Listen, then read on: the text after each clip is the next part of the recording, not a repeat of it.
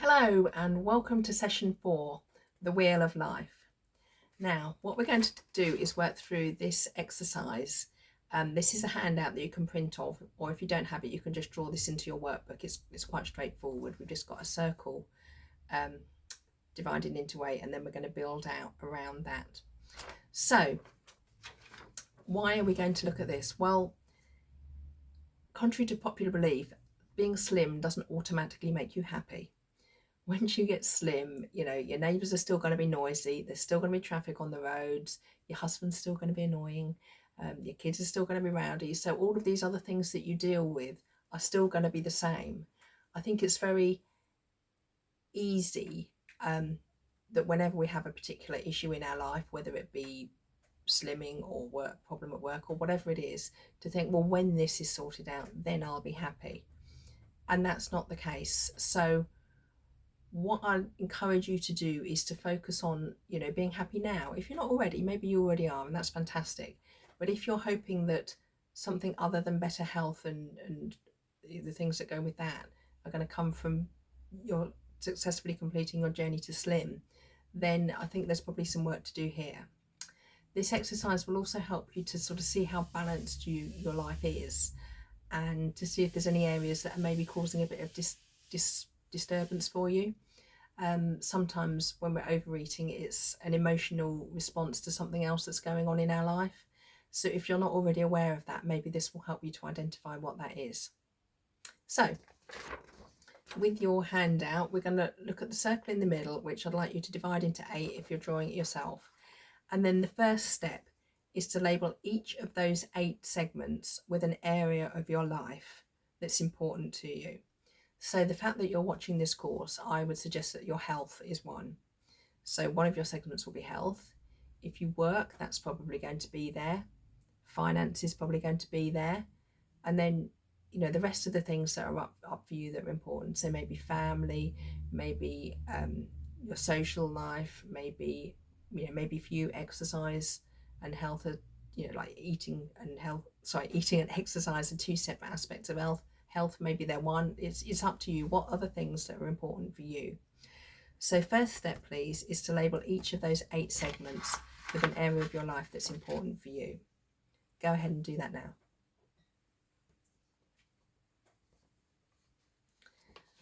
Okay, once you've labeled each of the segments 1 to 8, what I'd like you to do is, for each one, if the central point here is 0 and the outside of the first circle is a 10, I'd like you to number each section for how happy you are at this precise moment in time on a scale of 1 to 10 for that area.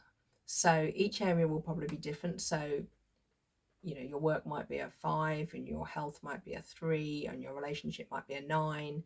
Whatever it is for you, for each area, just label, put a number in, and then just draw a little line across. So you're drawing a line across where that is, that segment. Okay, go ahead and do that now.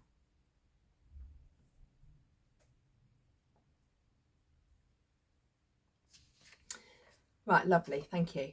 What I'd like you to do is to have a look at where you've just drawn those lines across each segment and see how much they're in balance. Now, I'd be really surprised if they're all in the same place. So this shows where your life is maybe a little bit out of balance.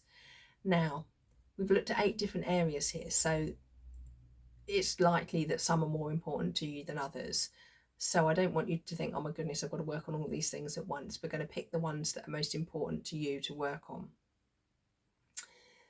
The next step in the exercise, you've got the circle round, the first circle round the outside, sorry, the middle circle. What I'd like you to do for each of the 8 areas that you've identified is to have a think about what would make that aspect of your life 10 out of 10. Just have a think about it. This will take you a few minutes. Have a think about it. What would it look like if it was 10 out of 10? And then just jot down a few words in that middle circle to remind you. So go ahead and do that now, please.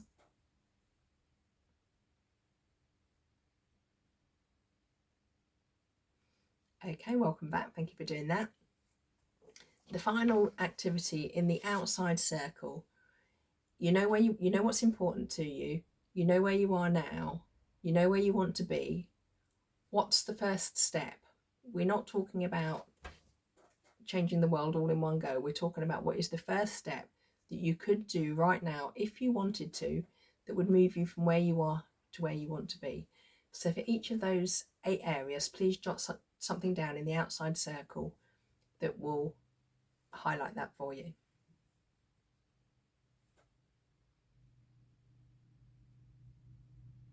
Okay, well done. Thank you for completing that exercise. Now, hopefully you've got something out of that in terms of looking at where things maybe aren't working for you. Maybe there's been a bit of a self-discovery activity about, well, okay, this isn't really quite right. And actually I notice that, when I'm with this particular person, I'm more inclined to eat because I'm not happy, or, this is something that I want to do more of. This hobby is something I want to do more of and I'm not getting to do it. So that's not working for me. So you maybe will have come something that is thinking, okay, there's a bit of work to do here to just get things into a bit of balance again. I've already said we're not going to work on everything all at once because that's going to be quite overwhelming.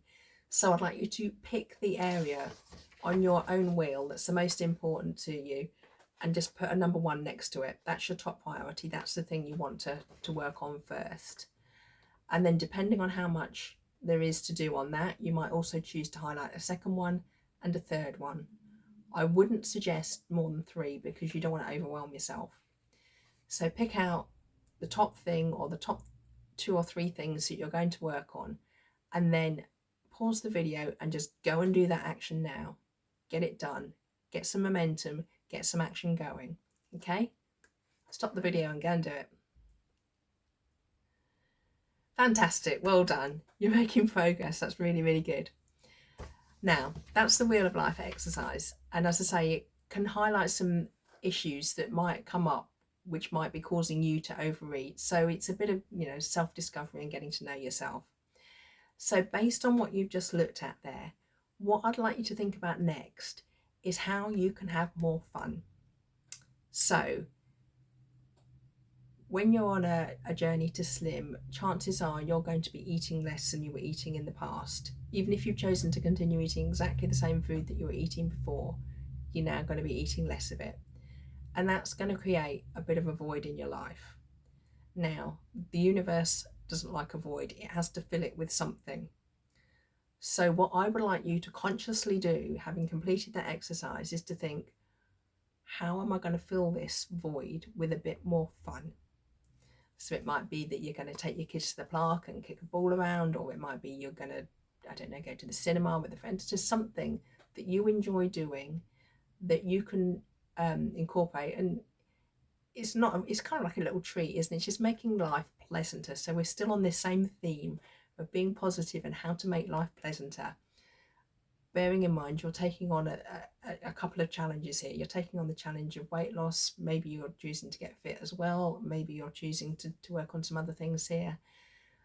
I don't want it to just be a long to-do list. I want it to be things that you want to do because you see the benefit and you're going to enjoy doing them.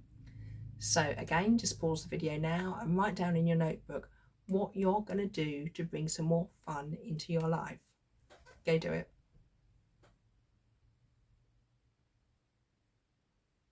Great, well done. So again, looking at the different areas on the Wheel of Life, have a think about what does food do for you in each of these situations, and is there a way that you can handle it better? And remember, we're thinking about what you can do. We're thinking abundance. We're thinking rather than thinking about deprivation. So we're thinking abundance, not deprivation. So, an easy example is to say your social life. We've already established that, social activities are a challenge for people who are on a journey to slim. So how can you change that? Maybe instead of meeting your friends in the pub, you can meet them at a dance class. That kind of kills several birds with one stone. You're getting some exercise, you're having fun if you enjoy dancing, you're not eating, you're not drinking, you're still socializing. When I've been to dance classes with my friends, we just laugh the whole way through. So it's really good fun. It's examples like that. So what can you tweak in your life, in your daily life, in your daily activities, so that food is less of a driver in a given situation, and being healthy and having more fun, and those kind of things. How can you move in that direction? So again, pause the video and go and make some notes now.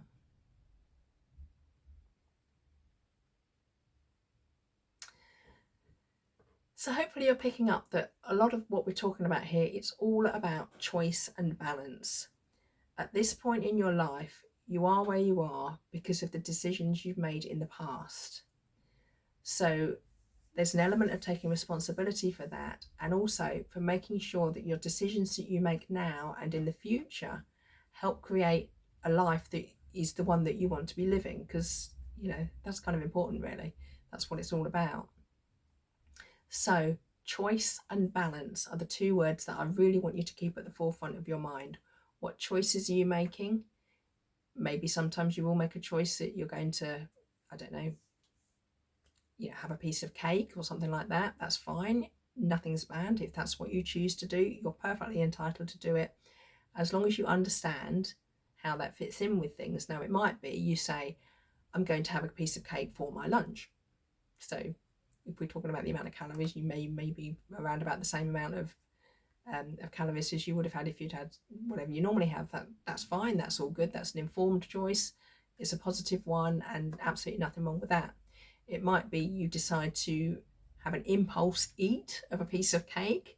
That's fine too, as long as you understand the consequences of it. So it's all about choices, taking responsibility for those, making the choices that are going to move you towards the goal that you set in the first session. Make sure that you're going the way you want to be going, and that there's balance. So, I've already said, don't ban yourself from anything. Don't ban any foods, because as soon as you ban something, it becomes really attractive. So, what's the balance? What's the what's the trade-off? To give you another example, I used to love chocolate. I very rarely eat it now, but I used to love chocolate. So rather than eating something like a Mars bar that was, I don't know, 300 odd calories, I used to eat a Curly Wurly that felt like it went on forever because it's chewy and it's quite a long sweet. But that was like, I don't know, a third of the calories. So I could still get my fix of wanting chocolate, but yeah, a third of the cost, as it were. Something else which I do is now I'll eat a lot of those naked protein bars that are divided into 4. So instead of eating a bar, I'll eat a section, which gives me the taste, it gives me the enjoyment of eating it, and then I've still got 3/4 of it to eat later. So a little bit at a time. That's about choice, that's about balance. I'm very into Tony Robbins, and one of his quotes is, the quality of your life is based on the quality of the questions you ask yourself. So, think about that. Think about what questions are you asking yourself. If you find you're rebelling against what I'm saying, it might be that we just don't resonate, or it might be that there's something in there that you're thinking, I'm having to be a bit honest with myself here. And okay, just maybe need to step back and think about whether I've been completely honest with myself in the past and whether I'm being completely honest with myself now. So just keep that in mind. The quality of your life is based on the quality of the questions you ask yourself. So what we're after with this session and with these activities that we've done is helping you to create a happy and fulfilling life right now. Or if you're not just there at the moment, that's what you're working towards. So in my experience, your journey to slim is much, much more likely to be successful when you're feeling happy and fulfilled, which is why I'm so focused on the positive and looking at the carrots and looking for ways of having more fun and those kind of things. Because when you're feeling good, it just all gets a little bit easier anyway. If you've got high confidence and high self-esteem, if you're living in line with your values, if you're avoiding internal conflicts with yourself, which might have come to light as you did the Wheel of Life exercise, once you smooth all of those kind of things out, then that's when it's easier to step forward as the new you on the journey to the person that you really are inside, that you really want to be. But maybe for whatever reason, you've been suppressing that in the past. Doesn't really matter why. What matters is that you bring it to your forefront of your mind and you can move forward from there. Okay, so that's the end of this session on the Wheel of Life. The next session is on stages of weight loss, so I look forward to seeing you there.